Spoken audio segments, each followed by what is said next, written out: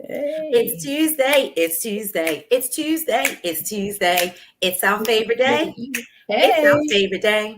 It's our Hey. favorite day. Hey, it's our favorite day. It's Tuesday. It's Tuesday. It's Tuesday. It's Tuesday. It's Tuesday. It's Tuesday. And it's our favorite day here at the Connected Corner.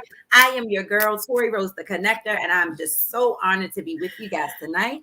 And I always have the amazing honor of hosting with Kiana B. I want a Hey, little makeup girl. with me again.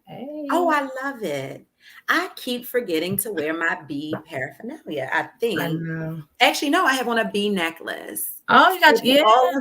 yes, to all of the busy bees out there, we want to just say thank you guys for being with us throughout the year, throughout the years. Wow, we're finishing 2021, but we're also finishing yet another year here at the Connected Corner, where you're going to get news and resources that you can actually use.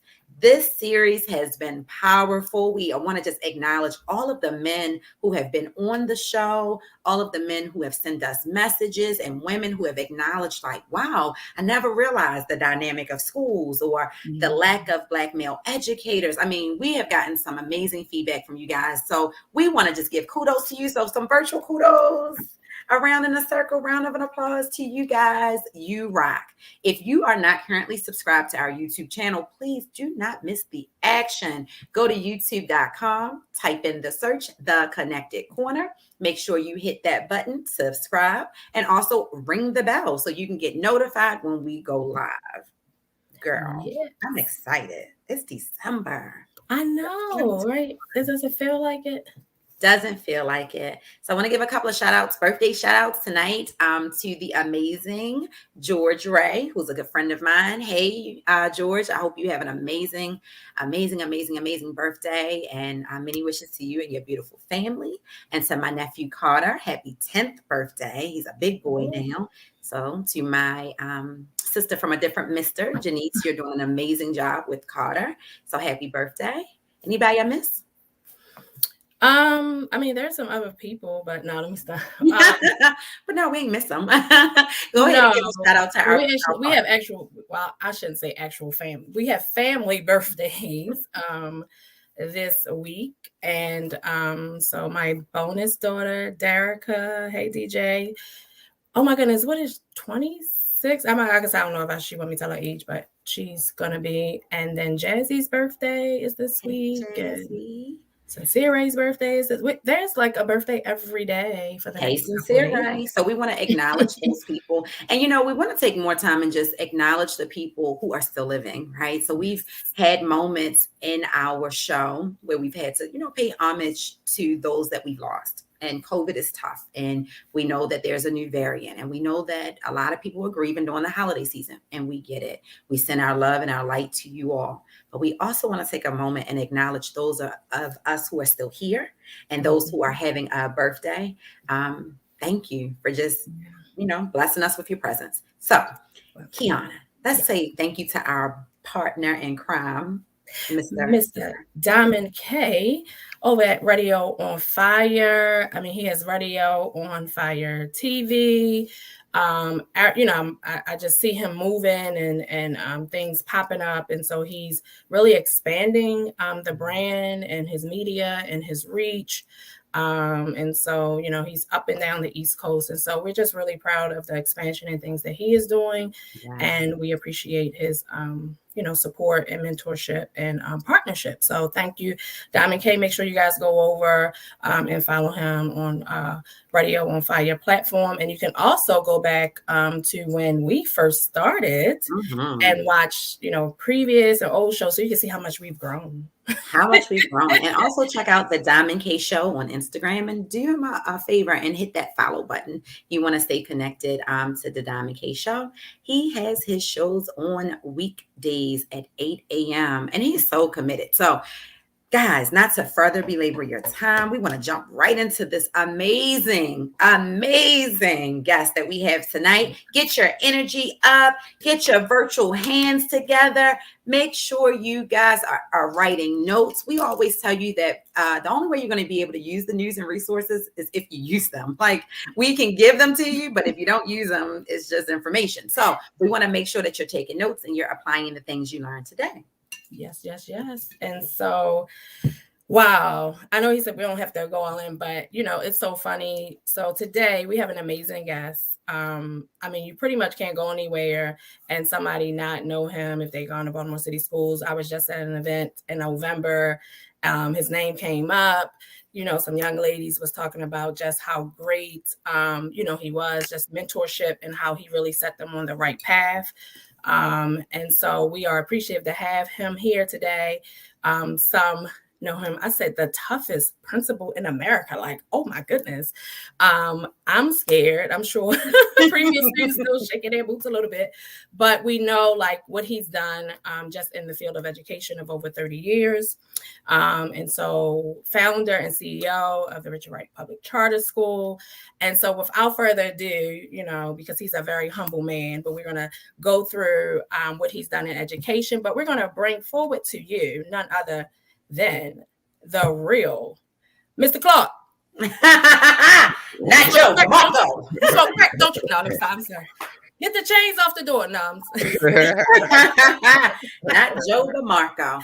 Guys, just put your virtual hands together. Make sure if you're watching this live, if you're watching it on the replay, you hashtag Dr. Marco Clark. Put your virtual hands together. Welcome to the stage, sir. How are you doing tonight? I'm fantastic. Tired as usual, but thankful. So glad to see you guys, man. Y'all give me energy, and I love what you do each week, and the guests that you're having on. So I'm proud of you. Oh, well, thank you. We are excited. We want to jump right into this. I mean, this has been a topic near and dear to both of our hearts. Kiana and I, Kiana she's my big cousin. Everybody in the world knows that. And it's interesting because you don't realize how much your younger people are looking up to you, right? And so I got into education because I was surrounded. Most people who know me have heard parts of the story about how Marco Clark saved my life 7th and 8th grade at Calverton Middle. And so they hear these things and then they don't understand, like, how does this person become who they are? Well, then I had a teacher as a cousin, right? So she was teaching, she was an educator. I found myself then career changing and going into education. And you don't realize how many people just think school is a building. They are so disconnected. So tonight we're hoping to really get into the meat and the potatoes. Tell us first a little bit about your formal education. So just run us down. We know you got 17 degrees. Walk us through. Where did you go to high school, college? Tell us about your degrees. Well, I grew up in Philadelphia. I went to University City High School, and poor public school education in a sense. And when I graduated with a 1.6 grade point average, scored 480 on the SAT. And there was promise in what I did because of the fact that I had some mentors involved. I had some great parents that held me accountable. And so that changed the trajectory for me. And once I got to college, I ran into a great mentor, Dr. Wilson, who changed my trajectory. I was ready to quit, and because of I felt like I wasn't prepared. It seemed like everybody in the room knew everything and I didn't. And so the one thing with him is that I was able to connect with him, and he saw me as the person and who I could become. And what I loved about his work was the fact that he saw education through the lens that the student was seeing it through, and not through the lens that the instructor was seeing it through. And at that moment, I realized that if I ever had a chance to become an educator, that is the way I would model myself, is that I would create a lens that I would educate young people through their eyes and not through mine. And so that's how I got into education. I wanted to be a teacher based on his work. And so I got into teaching. And then I went from being a teacher to a dean, to assistant principal, to a principal. And then I moved on to opening a public charter school and galvanizing people to be around me who are smarter than I am to make sure that this work happens. Wow. I mean, that's huge. That is huge. 1.6 GPA, 480 SAT score, which we know, and we'll dig into that these numbers really mean nothing when it comes down to measuring the success of a student, right? We understand those metrics a lot of times are not in the favor of Black and brown children. But I'm gonna ask you, what does it mean for a Black male as yourself to successfully navigate the predominantly white institution that is teaching? Well, it's a challenge because I'm challenged every day, and I hate to do things on race, but unfortunately, this is where we are, in our society. And one of the things it is hard navigating because you have a stigma on you. You either become as an African American, in a lot of sense, people think of you as a disciplinarian.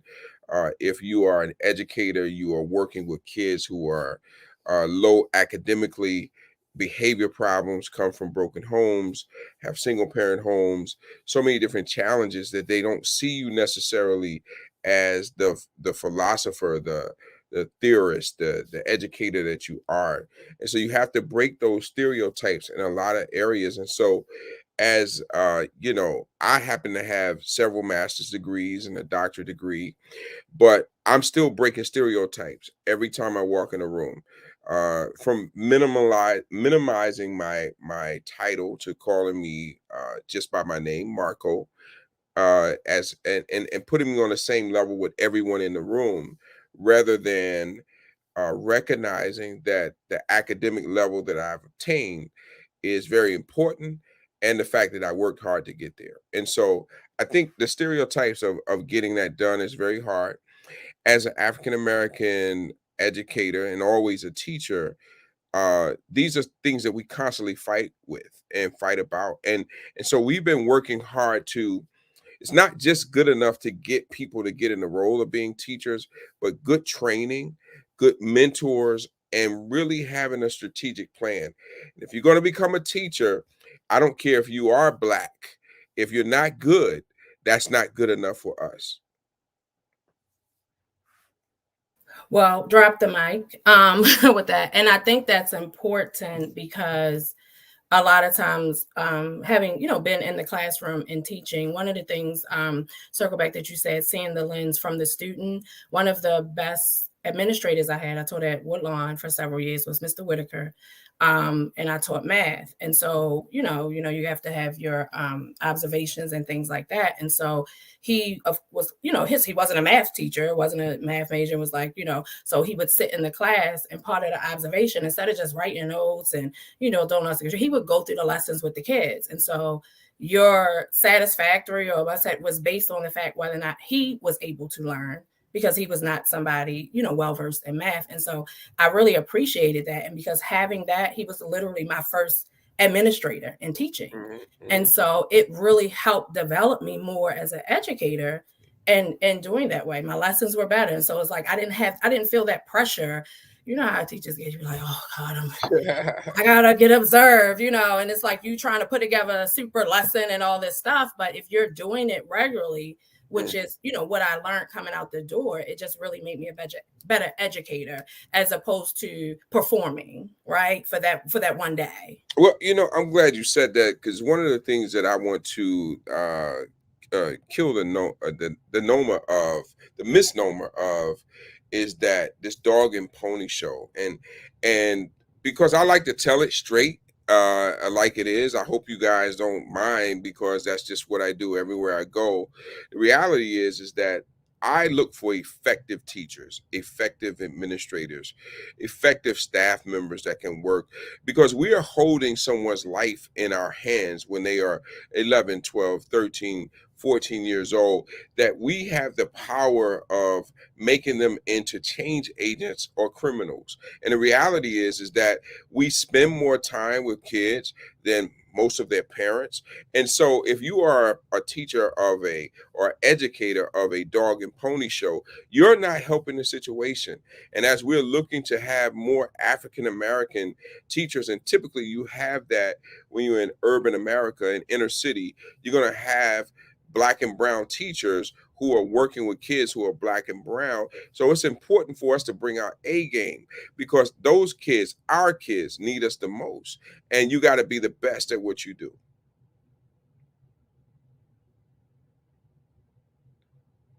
Yeah, that is I'm like, it's like, that is true. And that's some of the things, like when you're talking about teaching, and we could just go on all day about what happens and what's said, in the classrooms, like you said, whether this predominantly Black school with Black teachers or otherwise. It's really guarding like your mind as the educator, and not kind of get sucked into some of the negativity and things like that. Like, you have to take it serious. And I know a lot of times I'm like, y'all realize if we don't do a good job, if we don't do what we're supposed to do, if we're not passionate about what we're doing, who is then going to be the next leaders? And so I just never understood people who get into education and it's lackadaisical. I know people say if you can't do it, then you teach.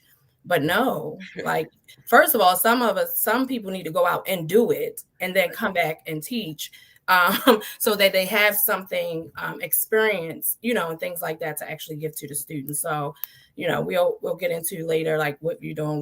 We've volunteered and been to your school and know a lot about what you're doing at Richard Wright, and honestly, a model for a lot of the other charter schools, even the public schools that are out here, that need to do that. And so when you're talking about from that perspective and developing, strategies and developing schools, which strategies can be developed by, like, you think school districts and organizations, leadership, to help retain and recruit Black teachers, Black male teachers in specific? Like, what things can they do to really recruit Black male teachers? Well, I'll say this. First of all, you got to get some Black males in leadership who understand what they're doing. And Black males will attract Black males.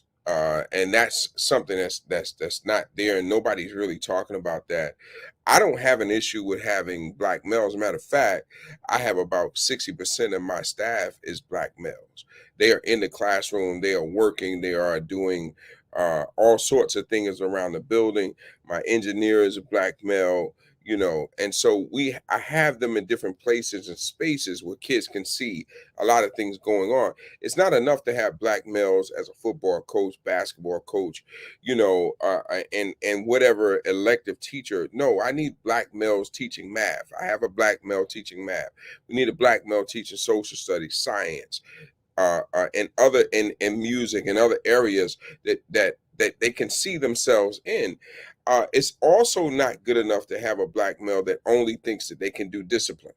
Because if that's all you think that you minimize yourself to do, then you're worthless in a sense. And we don't need you in this capacity. We need people who are thinkers, who are builders. Because one of the things, God made all of us to become builders. And I think people have gotten away from that, because the whole antidote to everything is around service, and it's around being builders. And if you're not a builder, then you're a person that tears down. And so when we look for Black males, we need them to be very serious and understand that this is a lifelong journey for everybody. There's trust that's involved with this. That is the big equalizer, and the fact that you're holding others' lives. And Black males were meant to be leaders by nature and by birth. And so therefore it is important for us to make sure that that happens. So how can we get these Black males? We got to get more Black males in leadership to attract more Black males. We have to also get Black males who are focused on a right strategic plan. And the second thing is that we must trust our institutions of higher learning, our HBCUs, and really build relationships with those departments so that we can start to find a Black male teacher that will graduate in 4 years. So I don't need you when you're a senior in college. I need you when you're a freshman so I can start talking to you. So K-12 systems need to start grooming these individuals when they are 19 years old, 20 years old, and talking to them about becoming educators and mentoring them. So when they graduate, they can come right into the institution and hit the ground running because they've had mentorship and connection. Listen, you are just, my goodness, there's so much wealth in what you're saying. For anyone who's just tuning in, we're with Dr. Marco Clark, please make sure you guys are following, and I'm gonna keep saying it that way, Dr. Marco Clark on all of Dr. Marco Clark's platforms. Follow him on Facebook, on Instagram. Make sure you are also following the Connected Corner on YouTube and on Facebook. We also have an Instagram page. So if you're just checking in, drop your comments. If you have questions, we want to hear from you. And so, Dr. Clark, that was a lot, and it was necessary. So thank you for that perspective.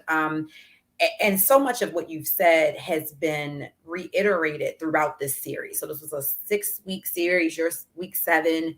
You're the finale, right? We saved the best for last, even though everybody was equally good. I got to say that before I lose some friends. But we've heard from previous guests. We've heard from even some of our coworkers and our peers in education. My first placement in a school was in a Baltimore County school, where and I'm a history, my first degree is in history and government, so I was qualified to teach that.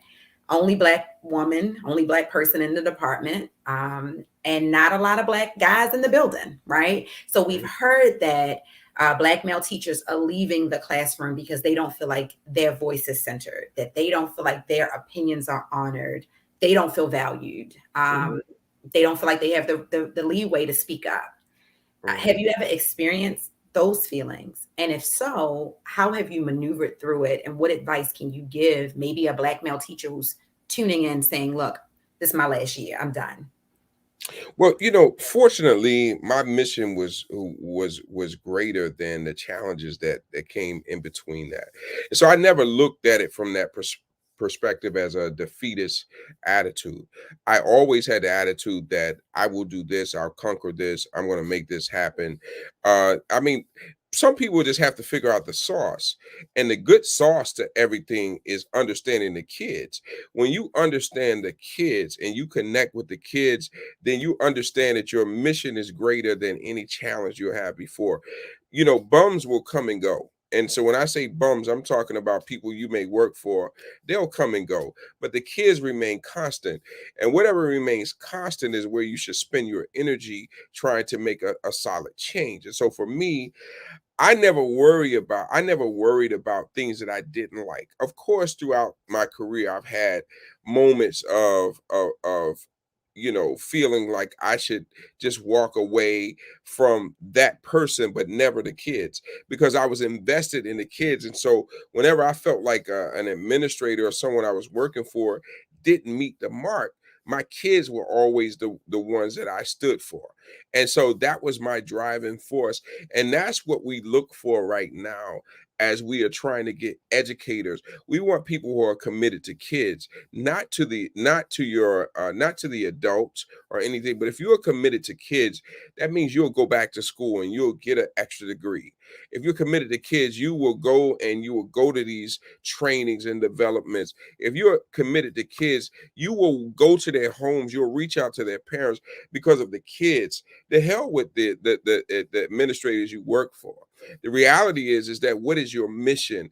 And so every teacher should have a mission that's bigger than themselves and bigger than the source that they work for. And that source should be guiding you. The heartbeat should be the children. And if the heartbeat is the children, nothing else matters.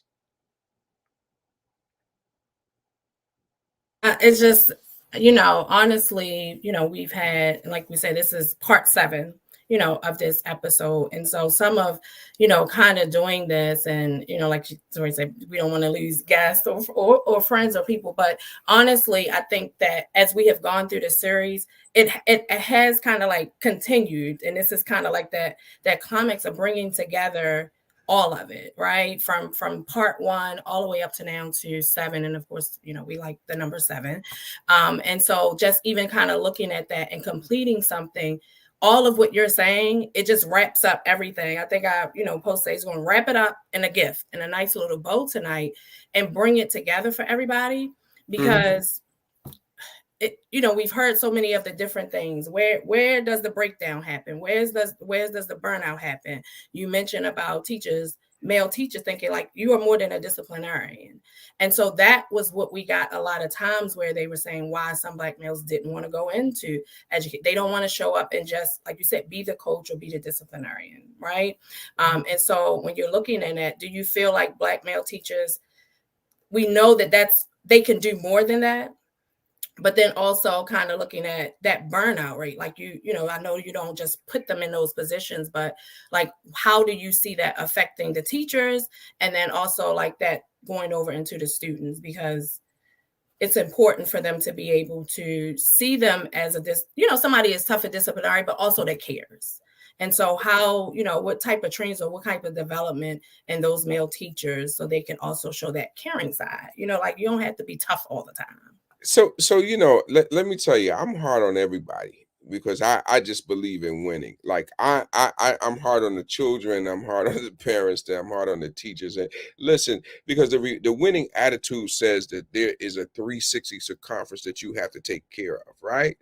And so when I look at Black male educators, I'm harder on you because we have a responsibility that's deeper than anybody can imagine. I'm hard on you, the way you dress, the way you talk, the way you look, the way you act, because every time we walk in, we're already 2 steps behind. And so you got to walk in understanding that you need to get to the front of the line every time. There's no lagging behind because there's a line. And so, I can, and I also push them because you can't come in slacking. You got to come in ready because we understand exactly what we're up against, and we should understand it better than anyone else because every door we walk in, people look at you differently. And the reality is that you have to make sure that you are saying to everyone when you walk in that I belong here. And so that matters the way you dress. It's not about being trendy, it's about being professional. And so it's also Black men have challenges because they don't want to have mentors. Somebody has to lead you to the water and show you exactly why you should drink it. Not necessarily stick your head in it, but show you why you should drink the water so that you can continue to have your nourishment so that you can move forward. This whole reality of that is that we do need good Black male teachers. We need great Black female teachers.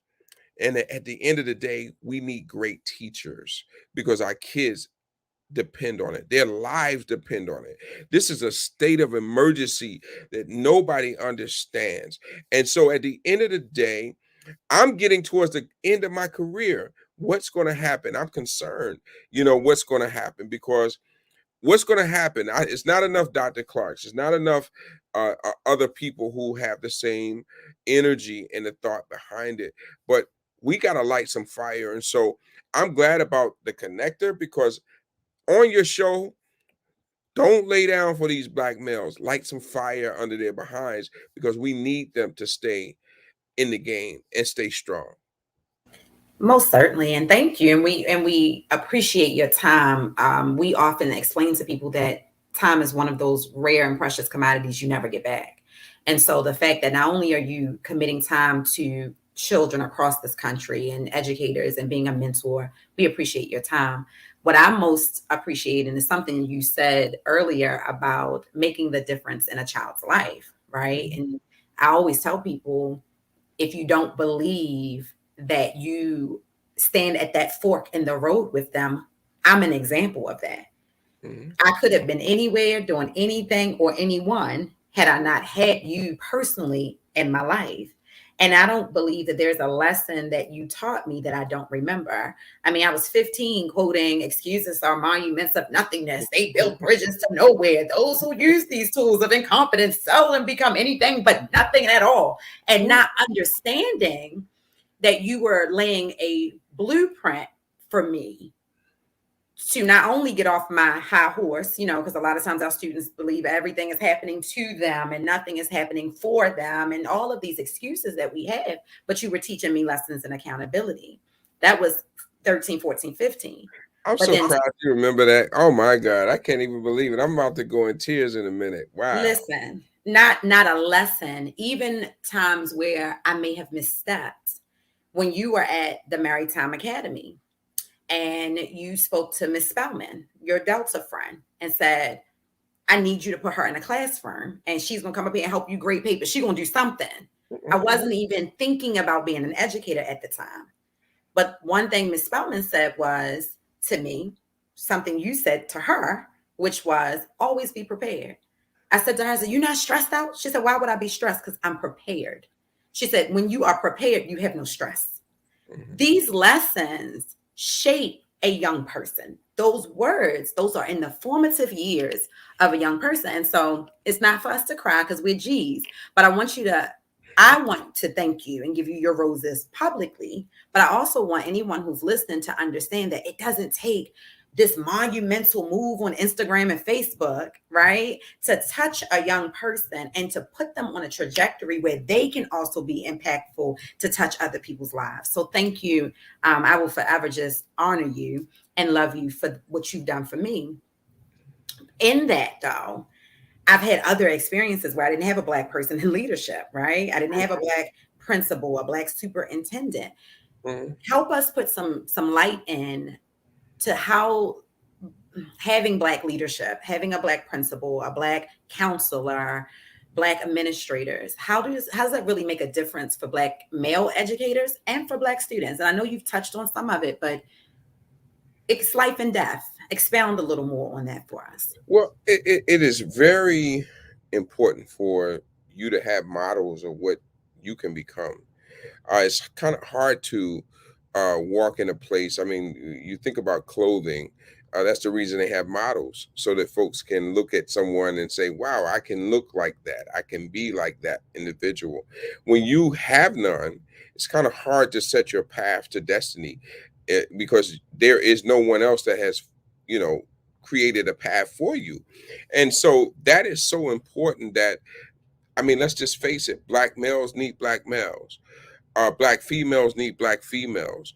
We need that pathway, and it's not just Black, but white kids need white females and white males, so that they can see exactly who they can become. And Hispanics, we all need someone that we can relate to, and then we understand how the mission should go. The disparity is when you put things in place that does not support the community that you serve, and it just grows wider. And in a lot of instances, that's what has happened. That's what we see in this city, that there's so many disparities because there's not enough individuals that people can relate to and see why I should be this way. Let me tell you, when I first started teaching, I had a supervising teacher. His name was Walter Elder. And Walter Elder said to me, you look young, and you're going to have some people who are close to your age. When you walk in, this is what I need you to wear: a white shirt, a dark tie, and dark pants every single day. When I was young, I wanted style. I wanted to be able to be myself. I wanted to finesse a little bit. And his response was, I need you to do this every single day. I looked at Walter Elder, and he was dressed impeccably every single day. He set the tone for a teacher. And so once I got into the process of doing student teaching, I recognized why I needed to be dressed appropriately every single day. That led into my entire career, which is why I wear shirt and tie and suit every single day, because it sets the tone. And guess what? Other young people saw me and they would say, he's important because he wears a shirt and tie every single day. When you set a trajectory like that and you have models of success, others will follow subliminally and they don't even realize it. And that's the reason why we have to create tones like that with people who are committed to making change positively, because we understand exactly what the road ahead looks like. Today, I walked into the Pentagon, and when I walked in, I didn't see anybody that looked like me. But I felt comfortable. And I felt comfortable because my pathway there, I recognized that I was knowledgeable and that I belonged in the place. And since I felt that way, that I belonged there, it didn't matter if anybody else looked like me. And that's exactly what we're training our young people to do. When you walk in the room, Be the example and make everybody else wonder whether or not they are appropriate, because when they see you, you be the light that shines above everything else, and you recognize that there is no reason to feel less or to shrink yourself because you belong there. I'm sorry, give me 1 second. I gotta finish writing that. Look, I was like, wait a minute, I gotta come in, but hold up. I need to listen, while Kiana's writing her notes, we want to remind you guys to subscribe to our YouTube channel. We want to make sure that you are not missing anything. Even if you're just jumping in and you're like, what are they talking about? You can always go back and catch this on the replay. And we even challenge you all to hit share and send this out to your Facebook friends, your Instagram and YouTube followers, because there is some rich nuggets being shared tonight and we don't want anyone to miss it. Yeah, absolutely. And I know sometimes, people see, and we say that like we're paying attention. I won't even show y'all how I write how my brain functions. So I won't embarrass myself and show y'all my pad, but I'll make sense of it and decode it later. But yet when you think about that, just the richness, like Corey said, of the information, but that is so important. Because as a mom, as an educator, as a teacher, walking into the classroom and deciding to go teach, I didn't do anything different than what I did with my own children, and instilling in the ones that, I birthed, or the bonus ones that I have. I had quite a few bonus children.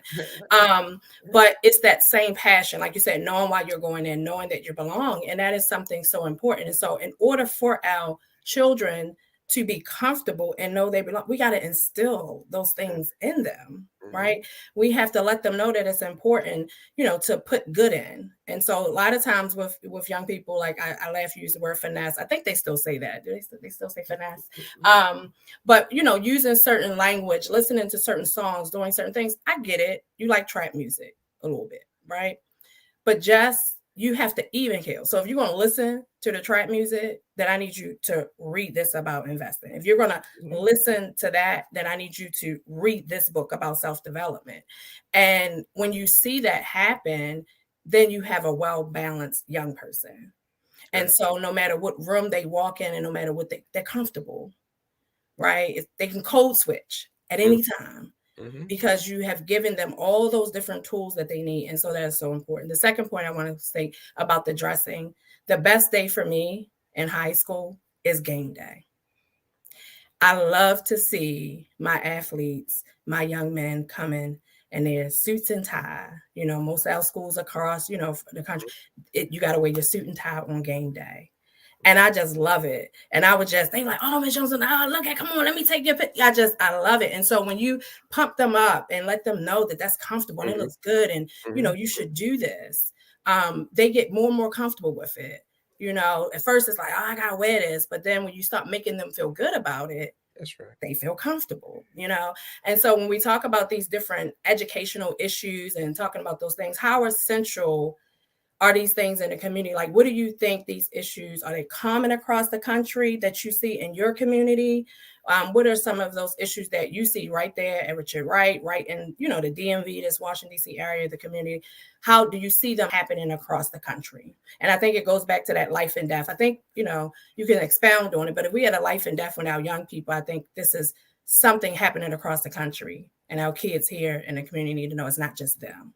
So can you, expound on that for us? I think there are challenges all over the country, and I've been around the country speaking and working with different groups of people, and the reality is that people are still struggling with the fact of how to make people comfortable, how to push them and make them feel good about being successful, right? And so there's a easy method to understanding that I could like Pop Smoke at the same time and love Charles Aznavour at the same time. There shouldn't be the balance should be exactly the same. I shouldn't change who I am because I like Pop Smoke and the fact that I do like Charles Aznavour. The individual shouldn't change. The reality is that we should pump them up to motivate them. That Kwanzaa Kunjufu wrote a book years ago called "To Be Popular, to Be Smart." The reality is that we want to make sure that we let people know that that it's popular to be smart because everything else comes behind that. When you are smart, the reality is that you have longevity in every decision that you make. When you are smart, you make proper decisions that will afford you the ability to feel good about being okay. That lets you walk into a room and change the whole scenery of the room by being professional. And so we have to promote that the same way we promote the antics that go along with trap music. You should promote this the same positivity that should be able to fit in the room that goes with Charles Aznavour. And I know I said Charles Aznavour. People may not even know who that is, but the reality is that he is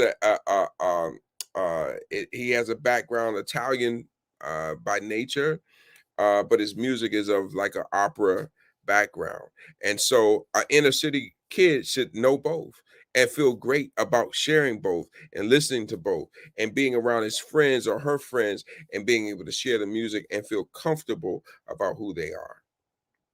Most certainly. And we've seen so many challenges and the decline in our young people's mental health, their emotional and social health, especially during the pandemic. We know that you were just on the Roland Martin Unfiltered show. So we want to give you a hand clap for that. That was huge. And anybody who missed that, you guys can still check out the show. You can find it online. You address the learning gaps after, and everybody's saying after the pandemic, but I feel like we're still very much in the pandemic, and this post-pandemic time will become the normal soon, right? Can you share a little bit about your perspective? Like, how do we bridge those learning gaps? And then how do we also support the social emotional declination that's happened in our students? Because, I got a seventh grader in here. And had his foundation been any weaker, he wouldn't be who he is today in school, right? But the challenges that he faces, even in the seventh grade with his peers, is huge. So just share a little bit about the show, what your talking points were, and how can we address those gaps that the pandemic put in place for Well, first of all, I just want to say, you brought up Roland Martin, so thank you for the shout out. But I'm on the connector. I'm not thinking about. I'm on the connector show. So, hey, I feel the same way. I've been on several shows, but I'm on the connector tonight, and that is what's important to me. You guys got things going. Period. Okay, so let's go there. I appreciate Roland. Good, great guy, good friend. But I'm on the connector. So this is a popular show. You guys have things going on. And this pandemic, let's just face it, our kids are behind. They were already behind. The gap has gotten larger. Nobody wants to say that, but it's the truth. The reality is that we've gone from kids being 3 to 5 grade levels behind to a whole decade now. It's going to take over 20 years to fix this whole scenario academically, if we ever get a chance to do it, if people actually tell the truth about what's happening, and if we really put our money where our mouth is about supporting, not just in dollars, because dollars don't fix anything. Historically, we know that African American people they have second-rate schools, second-rate books, and so, but our kids, our parents, our grandparents, they learned more. They were smarter. They learned reading and writing. That's because somebody cared about them and they spent more time. So the reality is that let's not fake. Our kids are going to be even further behind with this pandemic. We're also dealing with a slackness in their behavior and not wanting to go to school. Kids didn't want to go to school before, but we gave them a reason now where not to go to school. So we've enhanced that. And so our kids didn't want socialization, so they started using Snapchat and all of that. And then now the pandemic, we gave them even more so a reason why to desocialize themselves from everyone else. So we have the learning gaps, we have the socialization, we have the emotional challenges, we have the parents who are out of touch and the parents who don't want to be parents but are parents. We have the fact that there are no directions because some parents never had goals for themselves. So how can they articulate it for others? We are in a challenge situation, and the Black community is in trouble. All right. We are in trouble. There is no way to say anything deeper than that. And the fact is, so how do we get out of that? One, we start telling the truth about it. Two, we stop listening to these colorized sermons on Sunday just to get an emotional high. We start addressing situations with politicians appropriately and not doing it from an emotional perspective, but from a strategic perspective. We also stop thinking about what's in it for me and start thinking about what's in it for all. When we get to that perspective, that's when we're going to see change. I'm telling you guys, and you heard it first tonight, that we are more than a decade beyond fixing our schools. And the longer we go on, the harder it will be. Because here's the challenge. The kids who are now 15 years old, 10 years from now, they'll be 25. Check this out. They'll have children. They'll have children who are already in middle school, some of them. The cycle will continue. How do you stop the cycle? That is the challenge. And that's what we are up against right now, is that how do you cut it off at the root? And that's going to be the biggest thing that ever happens. Our community is in trouble right now, and everyone needs to operate with that state of emergency, because there is no antidote right now besides meeting folks with truth and a plan of how to move people forward. But where there's no discipline, the people will perish. And that's what we are working with right now. Woo! Like the comment said. Like honestly, Tori and I had these things sometimes. Even today, it was funny. I was talking to my director, and I was telling her the truth. I almost called Tori back and was like, I had a transparent moment. But I got goosebumps after, because it's like, whoo, but it was needed to be said, because some of what you are talking about, just in that way of the politics and how far we're behind and what's happening, and like people just don't get it. They aren't tapped in, tuned in, or anything. And so one of the things that I wanted to go back and talk about, like you said, the emotional and the sensationalist. So I'm going to shout out my amazing pastors, Karen and Linwood Bethea at Set the Captives Free, because it is not just about emotion. And she'll say sometimes, Sundays, we have Sundays where it's just about mental health. And they've done this series, I think it's part 10 or 11 or something now, on the systems. Mm-hmm. And so some people, it's funny that you say that, because they're all sometimes irritated on Sunday when it's not just about, woo, woo, woo, we're going to do that, right? Because we got to bring them in. But when I say learning, why? Because she was an educator. She was an educator. And when I say, like, it's important to know the word, but I'm learning how to live. I'm learning the importance of being in my community. I'm learning the importance of, educating, whether I'm in or out the classroom. And so, I know she mentors some of the other pastors and, things around the city, but like, you need to be doing that on Sunday. Like you said, tell the truth, because just having people feel good and like, God forgive you, like, we need beyond that right now. And I'm so glad that, she listens, right? She hears and she's listening and she's giving us that information, right? Because she don't want people to perish.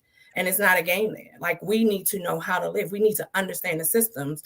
I sent my son this message, and it was talking about chess. Now, mind you, he played chess. My oldest, he played chess, in elementary through high school. He was on the chess team.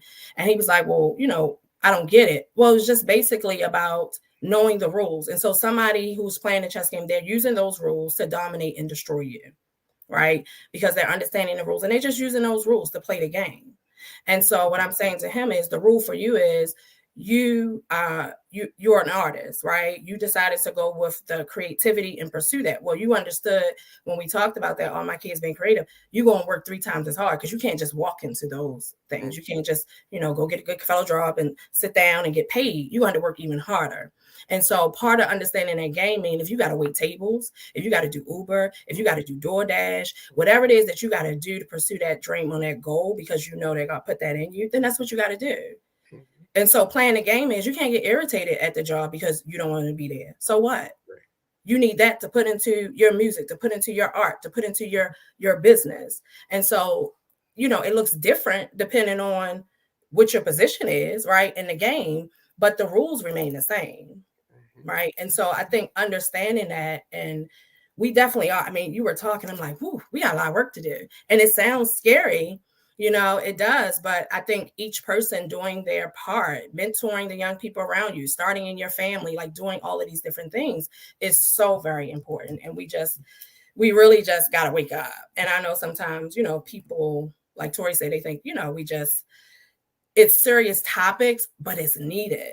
And so I appreciate, the homage of what we're doing here, because, it would be better if we're, young ladies, we're entrepreneurs to sit on here and talk about makeup and talk about the best fashion and do those things or whatever. But this is also our part of getting that information out there. And so who it's for and those who want to hear it, you're going to listen to it.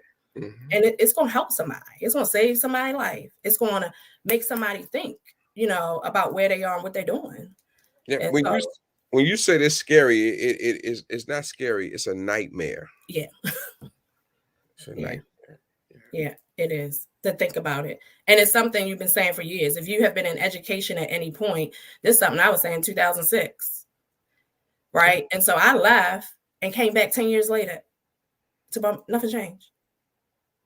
And so in adults, speaking to our adults, like you said, putting the fire on our men and our women, please stop demonizing these young people and talking about this. Because, I mean, if y'all leave education for 10 years and come back and it's still looking the same, is that the children? Because the last time I checked, the children are not in charge in the building.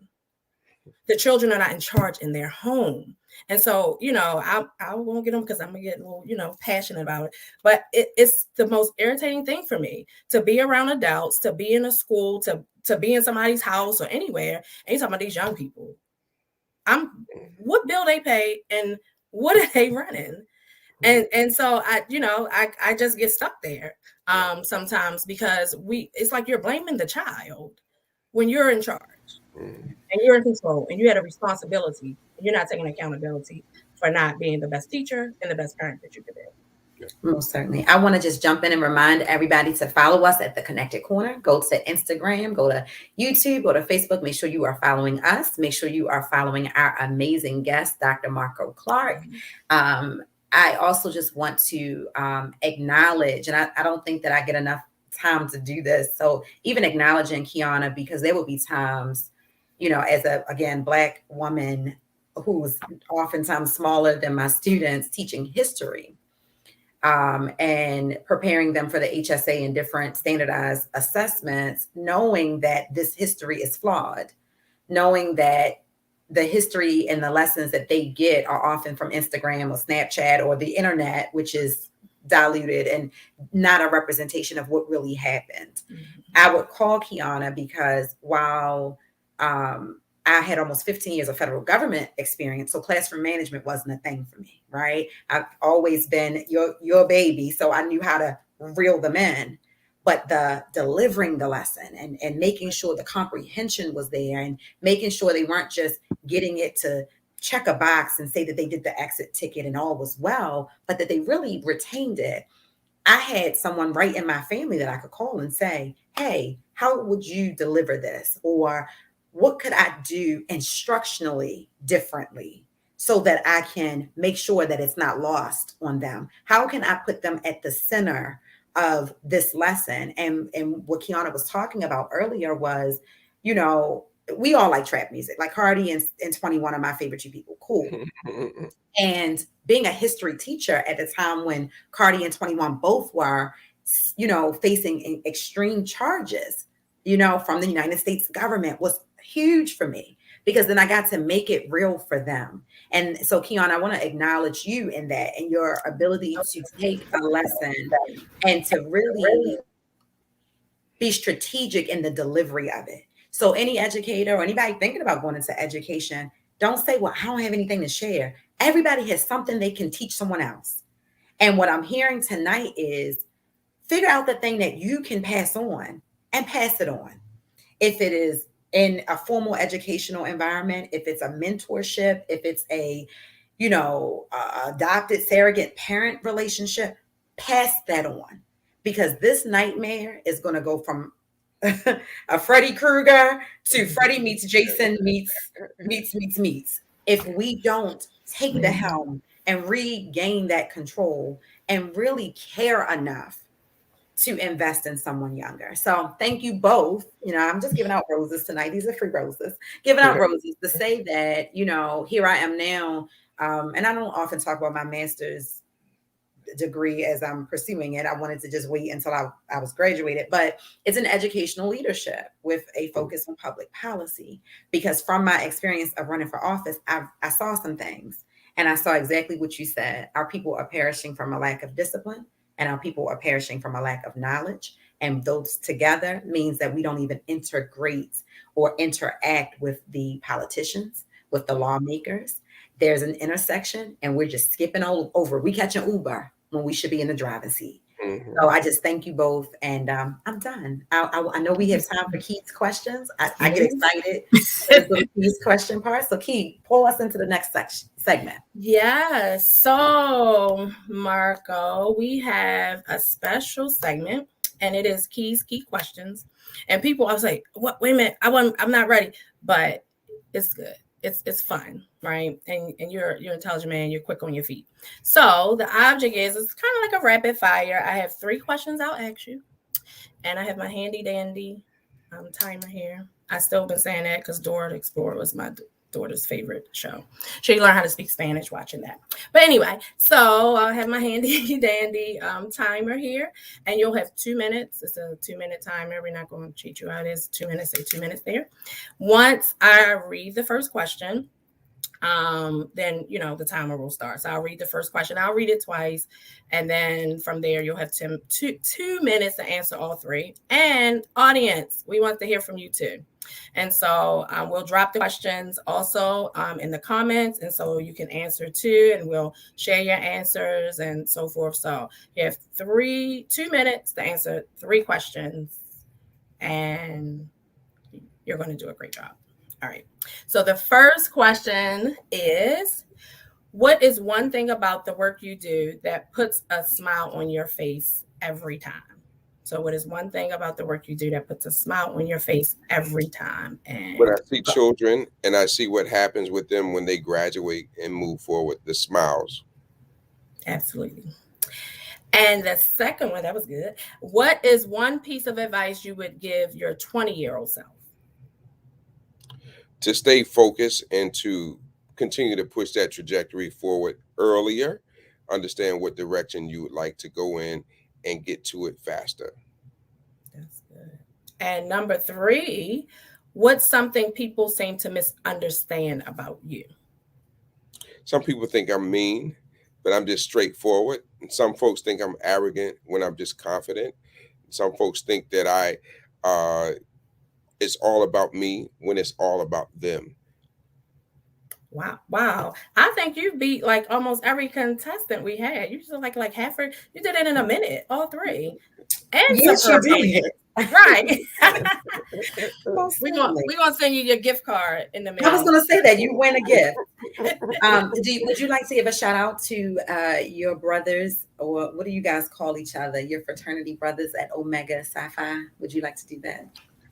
Look, you see my wall, don't you? I can't go anywhere without shouting out the brothers over Omega Psi Phi Fraternity Incorporated. I also got to shout out Richard Wright Public Charter Schools, because that is my group, just awesome. And then shout out to all of I have on my Parent Nation shirt. So I love, and we don't call our PTA, we call it Parent Nation, because we're building a nation of parents who are focused on doing positive things. So shout out to Parent Nation. And you heard it first. So anybody steals my name, call themselves something different in their PTA, we got a Parent Nation. I got a nation of parents who are concerned and serious about getting work done for their children. I love that. I love it. We like themes. Yeah, we love themes. Yeah, I love that. I also too. Just really quickly, as we're, ending the time, and we'll have you share how people can follow you, get in touch with you. But one thing, and I know you might not be able to say, I'm putting you on the spot.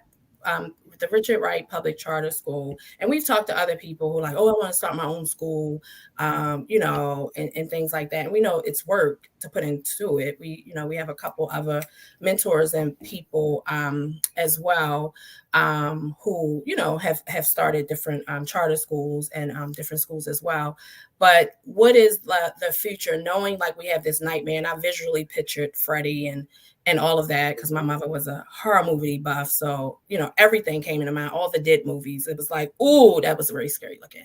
But what are, as far as moving forward to develop more Richard Wright Public Charter Schools in our community? Well, so people say that I get a lot of people that call me and ask me about giving them advice on it. I don't talk to anybody who's not serious, because if you're in it for the money, then I don't want to talk to you. If you're not in it for the children and the families in the community, then I don't want to talk to you. The future is that I believe in building one premier school at a time. And so you build from that building block.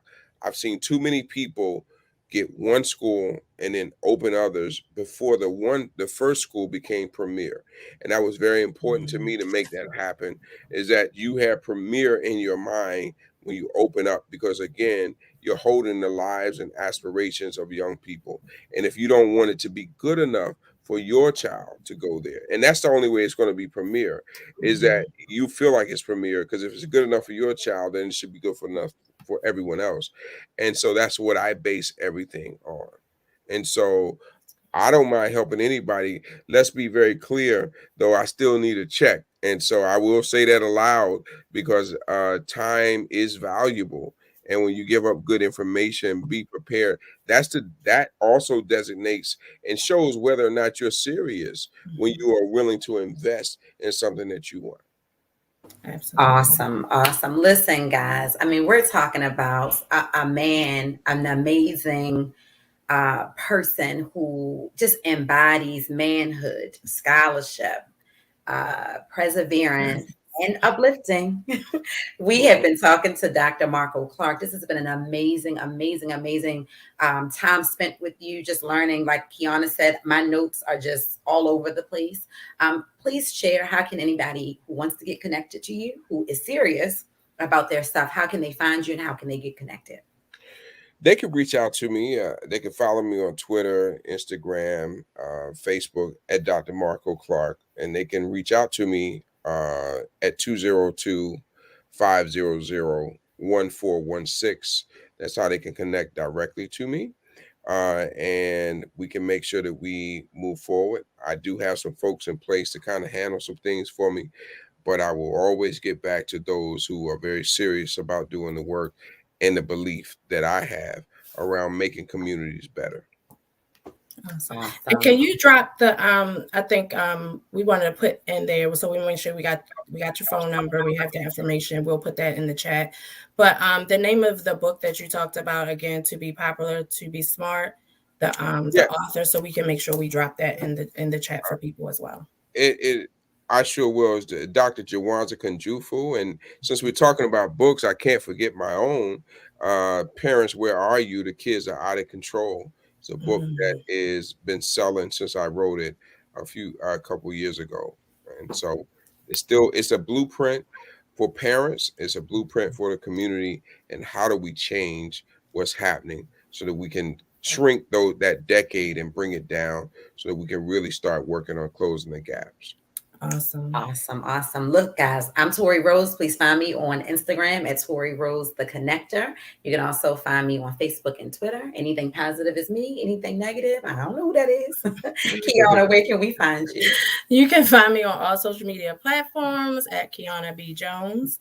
And then you can find us at the Connector Corner on Facebook and Instagram and YouTube. So if you're not watching on YouTube right now, you're watching on Facebook and one of our Facebook groups, make sure you go over to YouTube, type in the Connector Corner. It's spelled phonetically, no K's, no C's, just the Connector Corner. And make sure you hit the bell so you're notified when we go live. And we just are excited. We have now wrapped up just like the finale of The Educated Black Man. And so if you missed any part, this is a 7-part series. If you missed any part, you can go back and you can watch it on a replay. All the rest of the time, y'all off for Christmas break and New Year and holiday and all this stuff. You got some time off. Hey, start your new year, get fed, get some information, and go back and watch, all 7 parts of this series. And you can watch them over and over again and just get a wealth of knowledge, because we bring you news and resources you can actually use. Say, this is the Connected Corner. Thank you guys. Have an amazing and safe holiday season. We love you. We appreciate you. And we'll see you soon. Peace. Happy holiday. Peace. Happy holiday.